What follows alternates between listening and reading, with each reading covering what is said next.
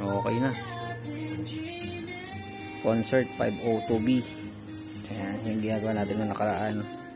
So, ang ano nang may-ari is palit selector lang, selector switch saka volume, master volume.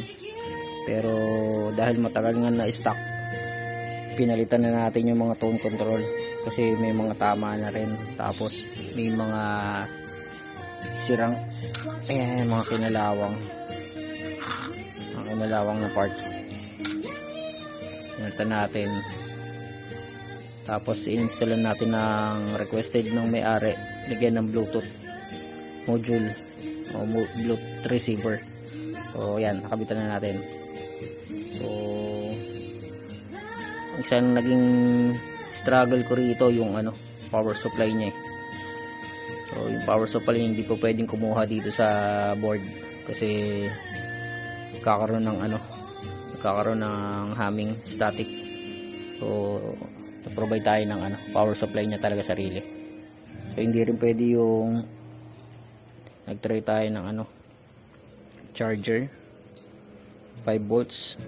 So hindi niya kaya, nag-automatic off yung natin, yung Bluetooth. So kaya nag-provide tayo ng 12 volts na power supply. So yun. Ayan, nagmaklas pa tayo ng charger para lang sana gamitin nating power supply, kaso hindi pwede. So yun. Try natin yung Bluetooth.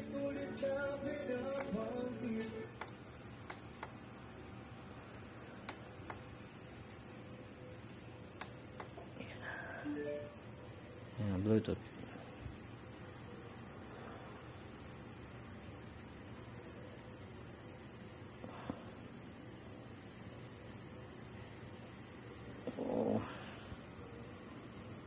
Search tayo.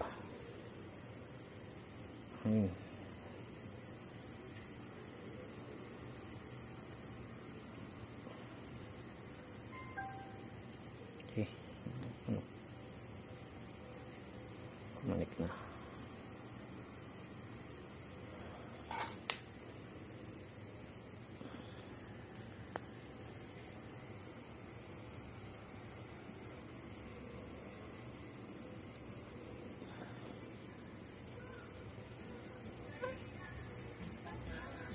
Yun.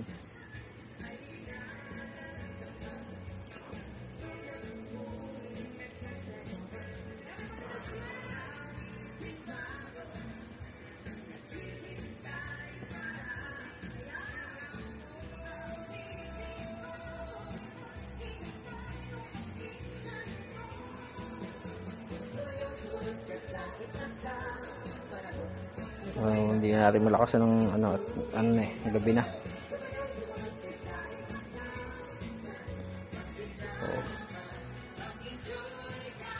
Inabot tayo ng alas 11 ng gabi.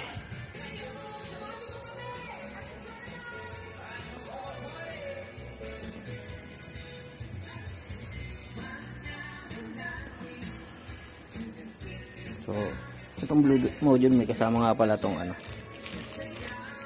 remote control, kaso walang battery kaya hindi natin matesting.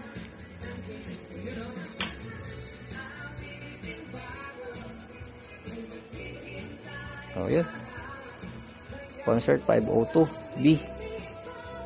Walang Bluetooth, kinonvert natin sa may Bluetooth.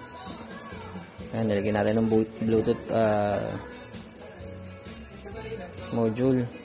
Ayan, may extra mic pa, o pwedeng mag USB. Ayan. Okay na, hindi na mahirapan si customer gumamit ng jack. Goods na.